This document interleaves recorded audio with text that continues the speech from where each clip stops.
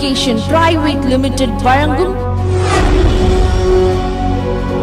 கிருபையின் நேரம்.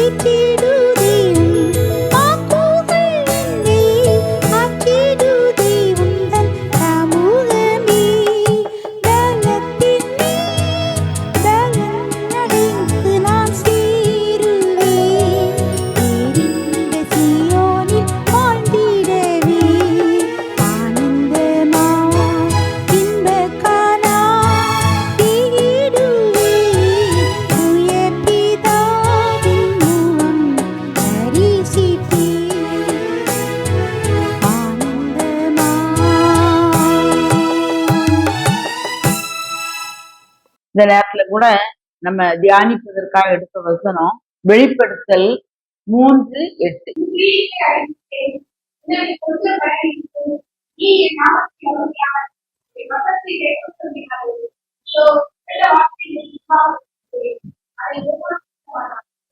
இதோ திறந்த வாசலை உனக்கு முன்பாக வைத்திருக்கிறேன், அத யாருமே பூட்ட மாட்டான், முடியாது.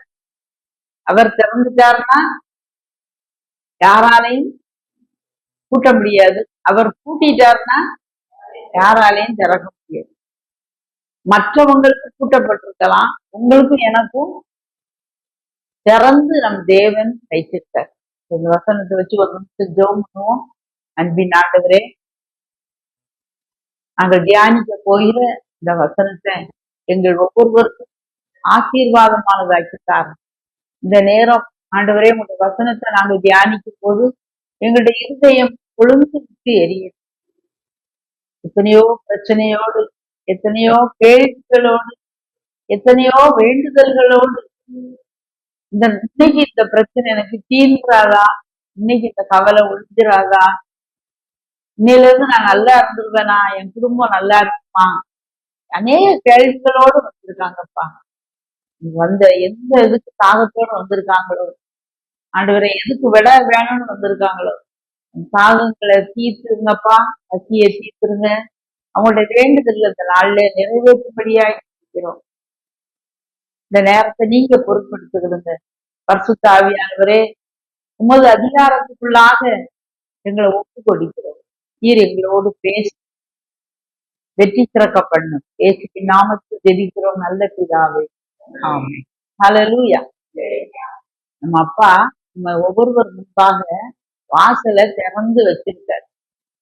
இன்னைக்கு நீ நினைச்சுக்கிட்டு இருக்கலாம், நான் நிறைய நான் வெளியே சொல்ல முடியாது. எல்லாரும் எல்லா காரியத்தையும் வெளியே சொல்ல முடியாது. எல்லா இருதயத்திலையும் எல்லாருடைய வாழ்க்கையிலையும் ஏதாவது ஒரு காரியம் என்ன செஞ்சுட்டே இருக்கும், ஓடிக்கிட்டே இருக்கும். ஏன், நான் இத்தனை வருஷமா இந்த காரியத்துக்கு நான் ஜெபம் பண்ணிக்கிட்டே இருக்கேனே, எனக்கு இந்த காரியம் நடக்க மாட்டேங்கி. நான் என்னதெல்லாமோ பண்ணியாச்சு, எப்படி இல்லாமோ ஜெபம் பண்ணியாச்சு, ஸ்தோத்திரம் பண்ணியாச்சு, பிசாச வல்லமையின்படி அதிகாரத்தோடு துரத்தியாச்சு, கூடி ஜெபம் பண்ணியாச்சு, ஆலயத்துல வந்து ஜெபம் பண்ணியாச்சு, ஊழியக்காரங்கிட்ட சொல்லி பண்ணியாச்சு, வேதவசனத்தை வாசித்தாச்சு, தேவ சொந்தத்துல எடுத்தாச்சு. ஆனாலும் கூட என் காரியத்துல சில காரியங்கள் அடைக்கப்பட்ட மாதிரியே எனக்கு பதில் நேரடியா வந்து விசுவாசிக்கும், பதில் வந்துச்சுன்னு விசுவாசிக்கும். ஆனா நேரடியா அந்த பதில அனுபவிக்க முடியல. நான் சொல்ல விளங்கும்னு நினைக்கிறேன். அப்படிதானே?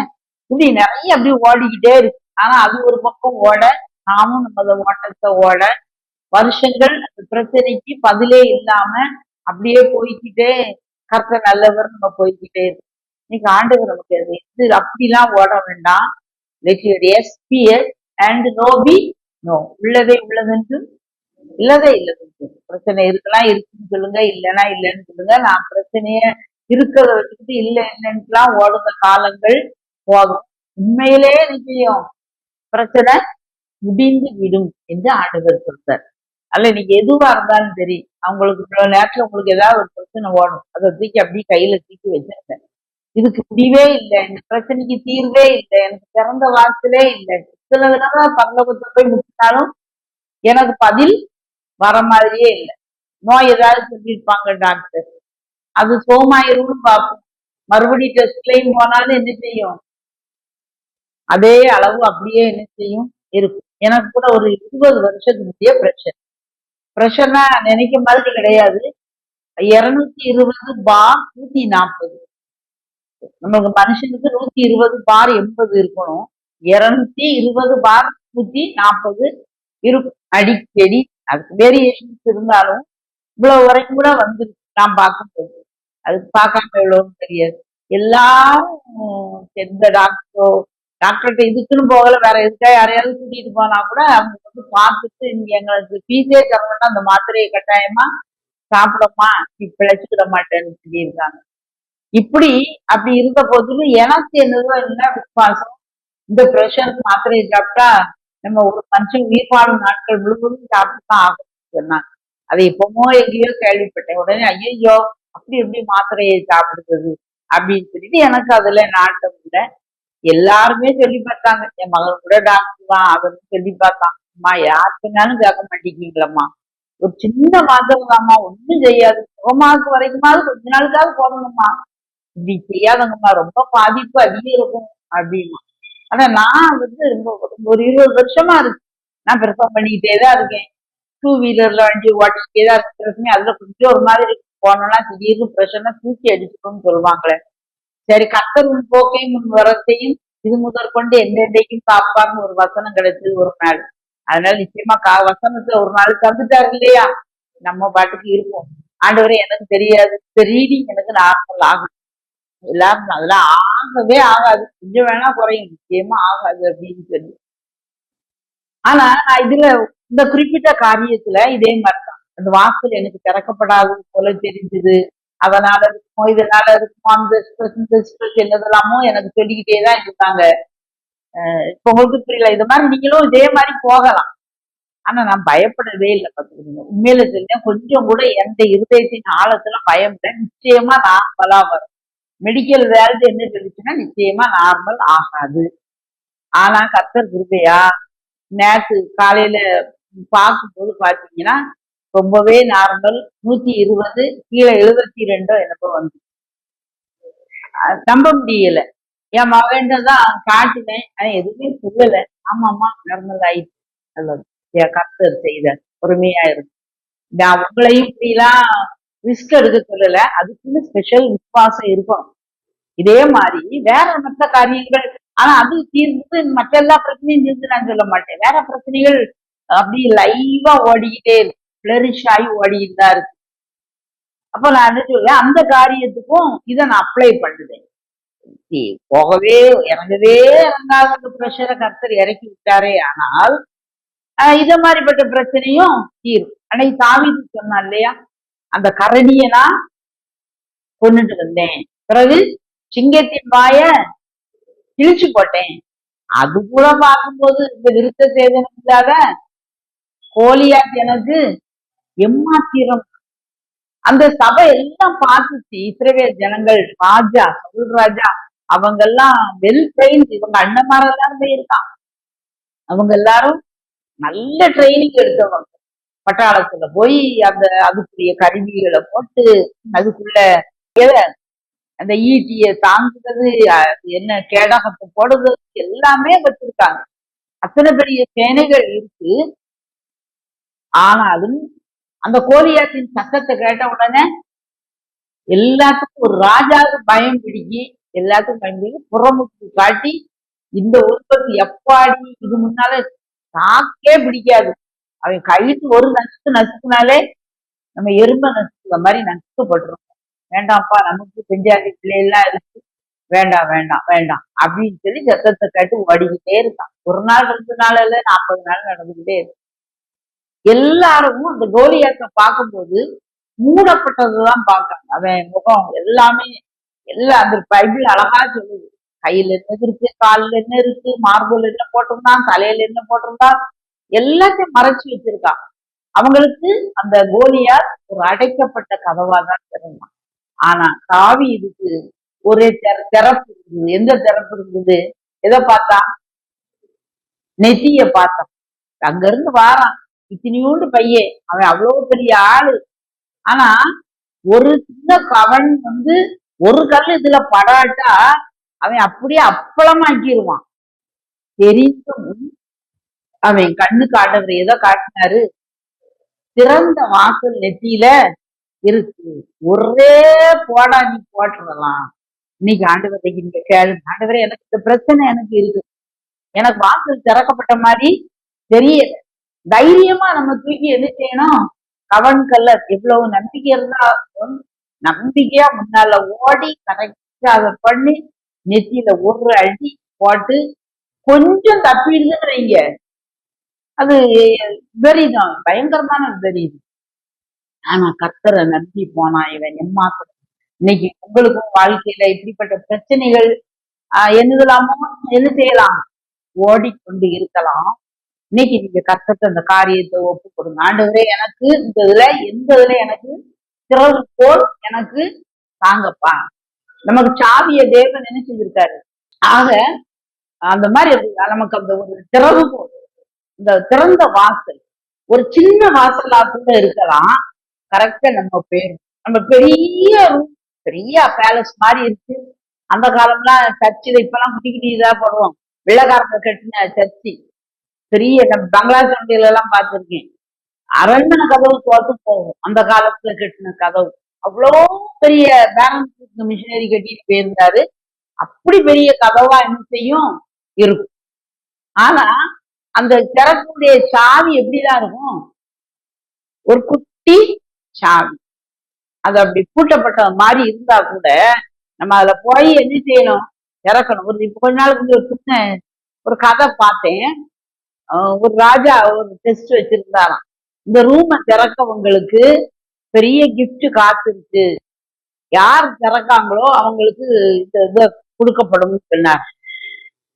ஒவ்வொருவரா வந்தாங்களாம், வந்துட்டு வந்துட்டு பார்த்தாங்களா ரொம்ப பெருசு. அது சொல்லியிருப்பாரு, இந்த கதவு அப்படி கனமா இருக்கும், இப்படி கனமா இருக்கும், அப்படி இப்படிலாம் சொல்லி வச்சிருப்பாரு. கதவு பெரிய கதவுங்கிறதையும் சொல்லி வச்சிருப்பாரு. ஆனா அந்த கதவை திறக்கும். யாரு திறக்காங்களோ அவங்களுக்கு அந்த நாட்டு மக்களுக்கு பரிசு, பெரிய பரிசு. ஒவ்வொருவரா வந்து பார்த்துட்டு பார்த்துட்டு பார்த்துட்டு இதுக்கு சாவி நம்மகிட்ட இல்லப்பா, இது நம்மால என்ன செய்ய முடியாது, திறக்க முடியாது, திறக்க முடியாதுட்டே போயிருவான். அதுல ஒரு சின்ன பையன் அதை நோட் பண்ணிக்கிட்டே இருப்பான். அவன் என்ன செய்வான் அப்படின்னா, அவன் அந்த பாப்பான் அப்படி ஒரு தள்ளு தள்ளுவான், கதவு என்ன செஞ்சிடும், டமார் கீழே விழுந்துடும். அவர் பூட்டி இருக்கவே மாட்டாரு. அது பார்க்க பெரிய கதவு தான், ரொம்ப பெரிய கதவு, ரொம்ப இதுதான். இவங்க சாவியை போட்டு போட்டு திறக்க தள்ளுங்கிறதுக்கு யாருமே முயற்சி பண்ணி இருக்க மாட்டாங்க. அது சும்மா ஒட்டி வச்சிருக்கும் கதவு. ஒரு தள்ளு தள்ளணும்னு போயிடும். அந்த ரூம்ல உள்ளதெல்லாம் அவங்களுக்கு. அந்த ரூம்ல பார்த்தா அவ்வளவு வைரம், அவ்வளவு அவ்வளவு தங்கம், அவ்வளவு விலை உயர்ந்த பொருட்களை நிரப்பி வீட்டுக்கு வேணுங்க ஜாமான், ஃப்ரிட்ஜு, வாஷிங் மிஷின், ஏசி, அது இது, இதுல ஏகப்பட்ட பொருட்கள், கீபோர்டு, கிட்டார், அது இது என்னதெல்லாம் உண்டோ வாங்கணும்னு நினைக்கிறேன் எல்லா பொருளும் இருந்துதான் அந்த பெரிய அரை நிரப்பி எல்லாத்தையும் அள்ளிட்டு போவான். நேரம் எல்லாருக்கும் அர்த்தம் ஆயிட்டாங்க. நான் தள்ளி பார்த்தேன் இல்லையே, நான் அந்த சாவிக்குள்ள மட்டும் இப்படி இப்படி பார்த்தேன். நம்மளுக்கு நம்மகிட்ட எல்லாம் இவ்வளவு சாவி இருக்காது இருக்காதுன்னு போயிட்டோமே, தள்ளி பார்க்காம போனோமே அப்படின்னாங்க. அது போலதான் இன்னைக்கு நமக்கு எல்லாத்தையும் ஆண்டவர் திறந்துதான் வச்சிருக்காரு. ஏசு கிறிஸ்து நம்ம லெந்து காலத்தை அனுசரிச்சுக்கிட்டு இருக்கோம். கொஞ்ச நாள்ல ஈஸ்டர் நம்ம கொண்டாடுவோம். அவர் சொன்னபடியே உயிர் தெழுந்தார்னு வசனம் இருக்கு. சொன்னபடியே உயிர் தெழுந்தார். ஆனா சீஷர்கள் உயிர் தெழுந்த இயேசுவை பார்க்க போனாங்களா, செத்த இயேசுவின் சரீரத்தை பார்க்க போனாங்களா? இல்ல, அவங்க போனது எதுக்கு போனாங்க? செத்த எப்படி கண்டுபிடிக்கும்? அந்த தைலத்தெல்லாம் ரெடி பண்ணிட்டு போறாங்க. செத்த ஆளுக்கு தான் நார் இல்லையா, கொண்டு போய் தைலத்தை வச்சு அதை பார்த்துட்டு வருவாங்க. அவங்க அவர் சொன்னபடியே உயிர் தெழுந்தார். இன்னைக்கு நம்மளுக்கு ஆண்டவர் சொல்லி இருக்கார் இல்லையா, வாக்கு பண்ணினவர் மாறிடா, வாக்கு தத்தம் நிறைவேற்றுவா, வாக்கு பண்ணினவர் மாறிடா, வாக்கு தத்தம் நிறைவேற்றுவா, சோர்ந்து போகாதே, நீ சோர்ந்து போகாதே. பாடுங்களேன், தெரியுங்களா அந்த பாட்டு? வாக்கு தத்தம் நம்மளுக்கு ஆண்டவர் சொல்லிட்டார். சொன்னபடி உயிர் தெழுந்தார். அதனால சொன்னபடி உயிர் தெழுந்த ஏச செத்த ஆளா போயிருந்து அவங்க இதை கொண்டுட்டு போக கூடாது. நம்ம கையில அப்படித்தான் வச்சிருக்கோம். உன் பிள்ளைகள் எல்லாரும் கர்த்தரால் பரிசுத்தப்பட்டிருப்பார்கள், உன் பிள்ளைகளுடைய சமாதானம் பெரிதாய். நானே உன் பரியாரி ஐய கர்த்தர், அவர் பரியார். நானே பரியாரினா என்ன அர்த்தம்? பரியாரினா டாக்டர். நானே உன் டாக்டர் அப்படின்னா என்ன அர்த்தம்? நான் தான் உனக்கு மருத்துவர், நீ வேற மருத்துவரை தேடி அலையாத. இதுதான் இயேசு கிறிஸ்து. இதுல நமக்குடைய பிரச்சனைக்குரிய, அது எவ்வளவு பெரிய பிரச்சனையா இருந்தாலும் சொல்லலாம். ஏன்னா நான் என் வாழ்க்கையில சின்ன வாழ்க்கை தான், இந்த அனுபவத்துல இருந்து நான் சொல்லுவேன். அது எப்படி ஒரு மாதிரி இருந்தாலும் சரி, எந்த பிரச்சனையுமே கேட்டிருக்க மாட்டோம், கரெக்டா இருக்கும். ஒரு முறை எனக்கு விரோதமா நான் வேலை பார்த்துக்கிட்டு இருக்கும்போது, ஒரு கிராமங்கள்ல 2 கிராமத்து ஜனங்கள் என்ன செஞ்சுட்டாங்க, கூடி வந்து எல்லாமே பொய், உங்க வீட்டுக்கு நாங்க நீங்க இருக்கிறதே வாரம் தெருவுல இருந்து உங்களை அவமானிக்க போறோம் அப்படின்னு வந்து நிக்காங்க. அடுத்த கிராமத்துல உள்ளவங்க சொல்லுவாங்க, அப்படியா அப்படின்னாங்களா, ஆகவே விட மாட்டோம், ஒரு பெரிய கேங் ஊர் முழுவதும் சேர்ந்துக்கிட்டோம், நிறைய எழுதி வச்சிருக்கோம். கையெழுத்து போட்டவரே வந்து சொல்லுவார், நீ எச்சரிக்கையா இருக்குன்னு.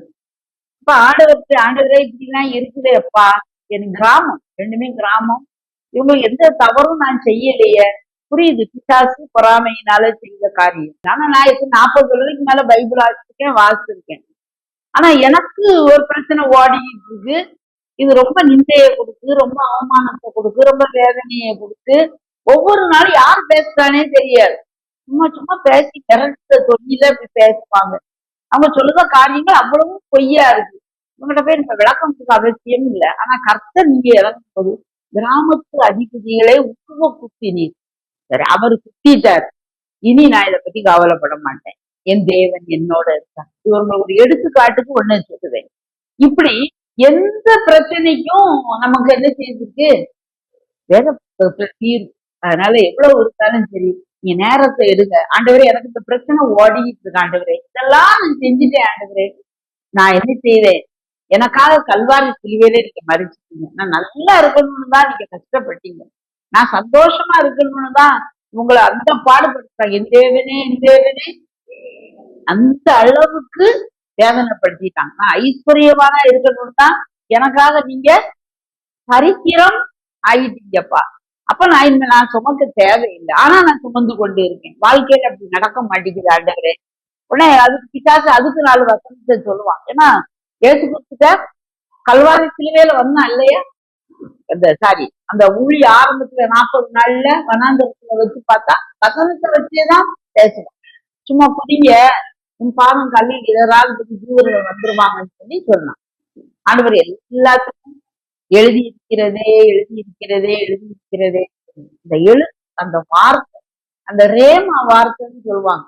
இப்ப நமக்கு ஷெல்ஃப்ல ஒரு 100 ஷெல்ஃப் சாரி இருக்குமா இருக்கும். இன்னைக்கு ஒண்ணு கட்டணும்னு சொல்லி ஸ்பெசிபிக்கா குறிப்பா ஒண்ணு என்ன செய்யணும், எடுத்து நம்ம கட்டுவோம். 100ஐயும் கட்டிட்டு போக முடியாது. இது போலதான் வேத வசனங்கள் நிறைய இருக்குது. ஆமென்றும் ஆமென். இந்த பிரச்சனைக்கு எனக்கு ஒரு வசனத்தை தாங்க. அதை என்ன செய்யணும், சொல்லிக்கிட்டே நான் கர்த்தரை நோக்கி நீர் என் அடைக்கலம், என் கோட்டை, என் தேவன், நான் நம்பி இருக்கிறேன் என்று சொல்லுவேன். கர்த்தர் எனக்கு சகாயர், நான் பயப்படேன், மனுஷன் எனக்கு என்ன செய்வான் என்று சொல்லலாமே. சொல்லிக்கிட்டே இருக்கணும். நம்ம சொல்ல சொல்ல சொல்ல சொல்ல அந்த வாசல் திறக்கப்படும். பெரிய கோட்டை, பெரிய கோட்டை அடைக்கப்பட்டு பூட்டி கிளம்பு, திறக்கல. ஆனா இவங்க ஒரு வாசல் வழியா போகணும்னு நினைக்கும் போது ஆண்டவர் ஒரு வழியை கொடுக்காரு. 7 நாள் சுத்தணும், 7வது நாள் 7 தடவை சுத்தணும், அமைதியாத்தான் போடணும். 7வது தடவை தான் ஆரவாரம் பண்ணணும். இடிஞ்சு நம்பவே முடியாதது. கர்த்தர் இடிய பண்ணார். ஒரு வாசல் அல்ல, எல்லா வாசல்களுமே முழுக்க திறந்து போச்சு. எவ்வளவு மூடி கிடந்ததோ அவ்வளவு. அப்படி நம்ம பெரிய நம்மளுக்கு நிறைய நம்ம கற்பனை எல்லாம் எரிய போட்ட மாதிரி பெருசா நம்ம நினைக்கும். இந்த நோய் தீரவே தீராதுப்பா, இந்த காரியம் நடக்கவே நடக்காது, இந்த மார்க் நான் வாங்கவே இரவு முழுதும் படிச்சாலும் முடியாது. நம்மால பிரயாசப்பட்டா ராமுழுதும் பிரயாசப்பட்டாலும் ஒன்றும் கிடைக்காது. அவர் சொன்னபடி தூக்கி போட்டோம்னா அவரு என்ன செய்தாரு, வலைகளை வீசுங்கள் தான் ஆண்டவர் சொல்லுவார். படகுகளை கொண்டு போச்சலாம் அவங்க போட மாட்டாங்க, படகுன்னு போக மாட்டாங்க, வலைகளையும் வீச மாட்டாங்க. ஒரு வலையை தான் கொண்டு போவாங்க. அந்த வலையே அவங்க படகை நிரப்ப முடியாது. அவர் வலைகளை போடணும்னா வலைகளை போடுறது நம்ம நம்ப முடியாது. அந்த சூழ்நிலை அப்படி இருக்கு, சீரோவா இருக்கு. ஆனா அதுக்குதான் சொல்றேன், இப்படி ஒரு குறிப்பிட்ட வசனம் உண்மையில சொல்றேன். இந்த கிராமத்து அதிபதிகள் விருப்பப்பட்டு இருந்த பிறகு என்னதெல்லாமோ செய்தாங்க. அந்த சோதோ குமரா காலத்துல அந்த வீட்டை சுத்தி சுத்தி குருட்டாட்டம் பிடிச்ச மாதிரி சுத்தி சுத்தி சுத்தி நிறைய பேசினாங்க. ஆனா உள்ள ஒண்ணுமே செய்ய முடியல. கர்த்தர் ஜெயத்தை தந்தாரு. நல்லா முறையில ரிட்டையர்ட் ஆகி சமாதானமா வர கிருப்பை தந்தார். எதுக்கு சொல்றேன்னா, இது ஒரு எடுத்துக்காட்டு. இதே போல நம்ம வாழ்க்கையில என்ன வந்தாலும் சரி, நம்ம என்ன செஞ்சுட்டே இருக்கணும், தேவ வார்த்தைக்குள்ள போகணும். கிடைச்ச பிறகு அதை வச்சு ஸ்தோத்திரம் பண்ணிக்கிட்டே இருக்கும். ஆண்டவரை நடு ராத்திரியில ஸ்தோத்திரம் பண்ணாங்களாம். இவங்க எந்த தப்புமே செய்யல. இவன் ஒரு பேய நடத்திருப்பான். ஒரு பொம்பளை குறி சொல்றதுனால அநேக எஜமான்களுக்கு ஆதாயம் கிடைச்சது. தினமும் அந்த குறி சொல்ற பொம்பளை இவன் ஏதாவது பேசிக்கிட்டே இருக்கும். நல்லாதான் சொல்லிச்சு. ஆனா இவனுக்கு பிடிக்கல. பிசாசுன்னு கண்டுபிடிச்சான். அவனுக்கு எவ்வளவு பவர் பாத்தீங்கன்னா வார்த்தையில. நீ ஒண்ணு இதுக்கு சேதப்பட்டு வெளியே போ, இயேசுவின் நாமத்துல கட்டளை இல்லைன்னு போயிட்டான். அது ஓடி.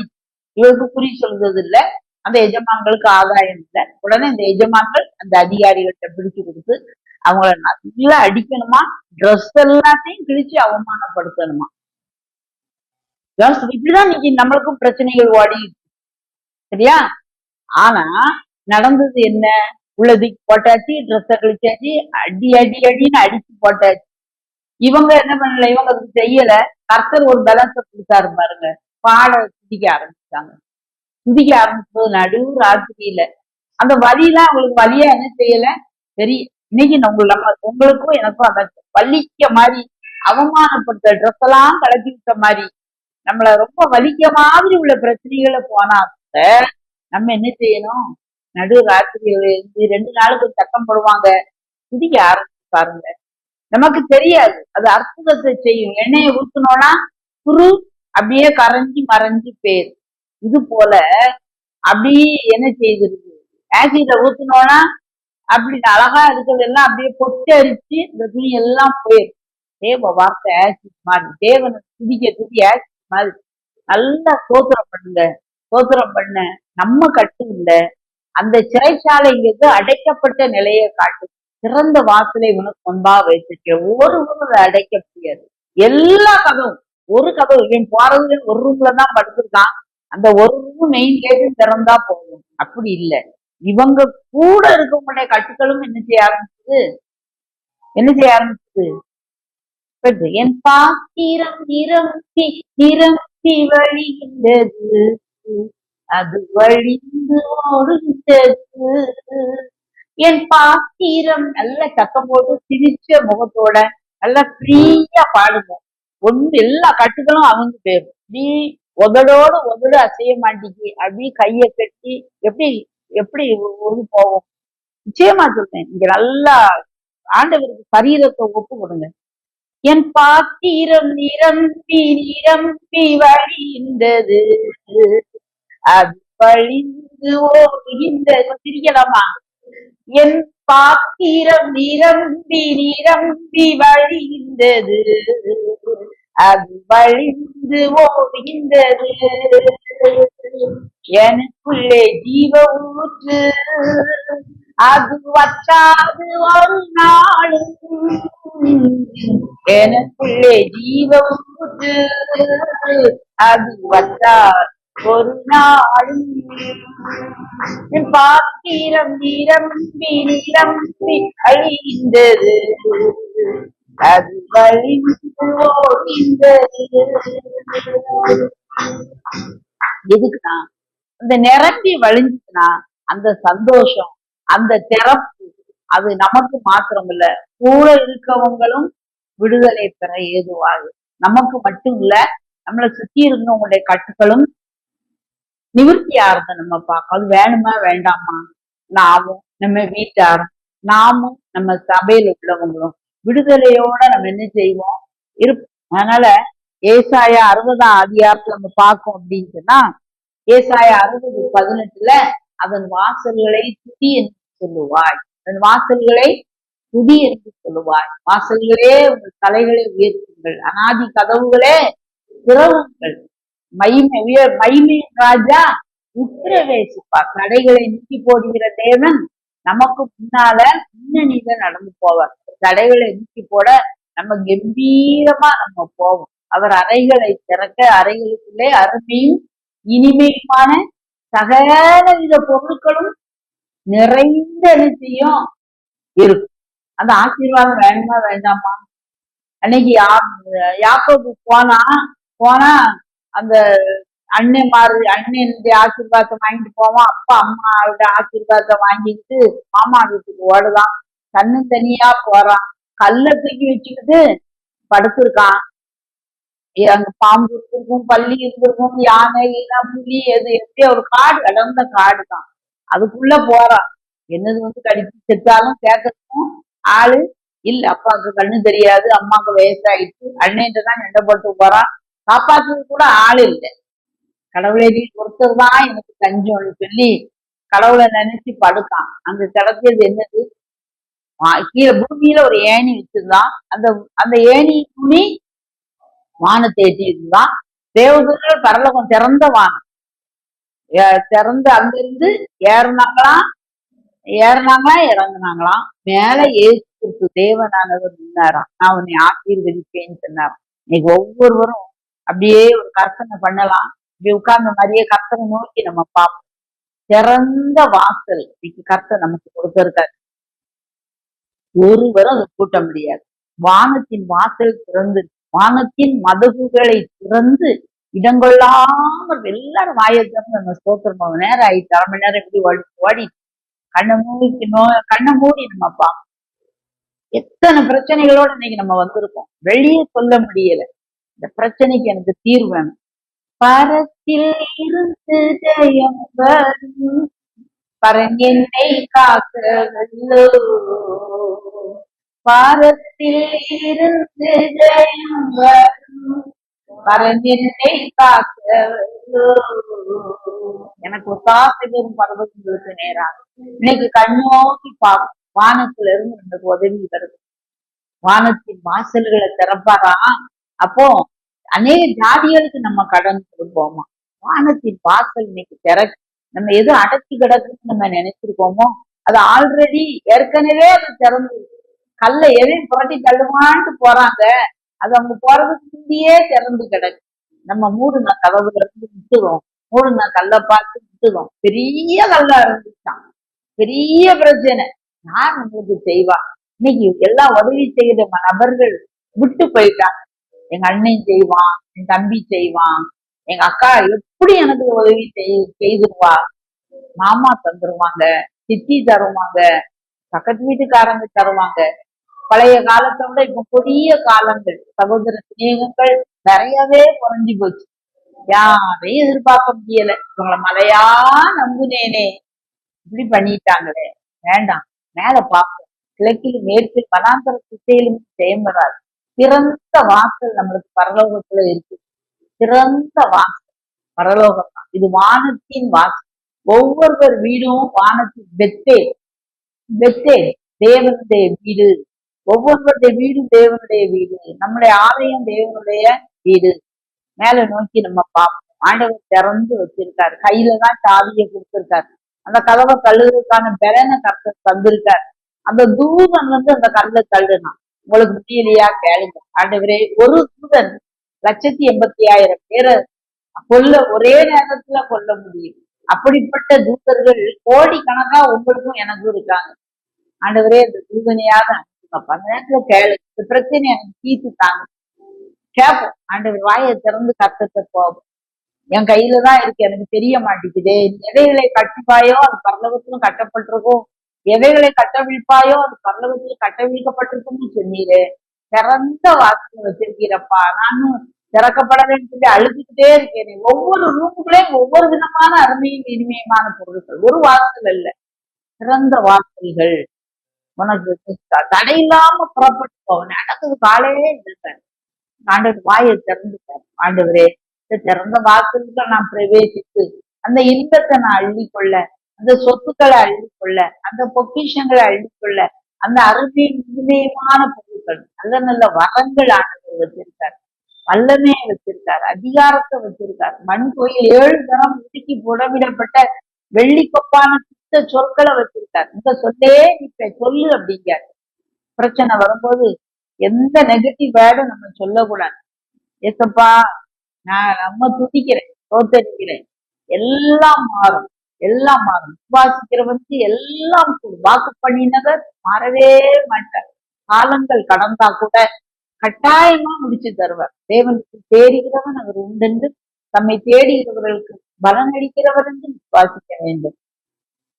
நன்றி ஆண்டவரே, நீ துதிக்கிறோம். இந்த நேரத்துல எங்க அருமையான ஜனங்களோடு பேசின வார்த்தைகளுக்காக நன்றி அப்பா. திறந்த வாசல் எங்களுக்கு வச்சிருக்கீங்க. எந்த இடங்கள்லயும் வல்லமையாய் போய் ஊழியங்களை செய்யட்டும். எல்லா தடைகளும் நீக்கப்படட்டும். எல்லா சரீர வியாதிகளும் மறையட்டும். மன கவலைகள் மாறட்டும். எல்லாம் ஒழிஞ்சு போட்டோம் அப்பா. ஆண்டவரே, பண கஷ்டங்கள் பிள்ளைகளுக்கு மறையட்டும். ஆண்டவரே, சமூகத்துல இருக்கிற நல்ல பேரு கெடுக்க மாதிரி நிறைய பேர் வேதனைப்படுத்தலாம் இவங்களை. ஆண்டவரே, அவங்களுடைய பிள்ளைகளுக்கு விலைக்கு பிள்ளைகளை உயர்ந்த அடைக்கலத்துல வைங்கப்பா. இந்த சபையை ஆசீர்வதிங்க, இந்த ஐயர்வாள் ஆசீர்வதிங்க, தேசியார் ஆசீர்வதிங்க, மூப்பர்கள் ஆசீர்வதிங்க, விசுவாசிகளை ஆசீர்வதிங்க. உங்க நாமும் மகிமைப்படட்டும். இந்த சபை அதிகமாய் பெருகட்டும். அநேக கூட்டங்கள் நடத்தி கொண்டே இருக்காங்க. எல்லாவற்றையும் உங்களுடைய பிரசன்னம் இருக்கட்டும்ப்பா. இருக்கட்டும், இருக்கட்டும். தோத்துறோம், தோத்துறோம். என்ன தீராத பிரச்சனையில வந்தாங்களோ பிள்ளைகளுக்கு தீர்த்து ஆண்டவரே, நல்ல செய்தி நாங்க அடுத்த தடவை வரும்போது இந்த காரியம் நடக்க முடியாது போல இருந்த கர்த்தர் நடத்தினார்னு நாங்க ஒருமிச்சு நாமத்தை உயர்த்த எங்களை ஒப்பு கொடுக்கிறோம். இயேசுவின் நாமத்தில் ஜெபிக்கிறோம் நல்ல பிதாவே. ஆமென்.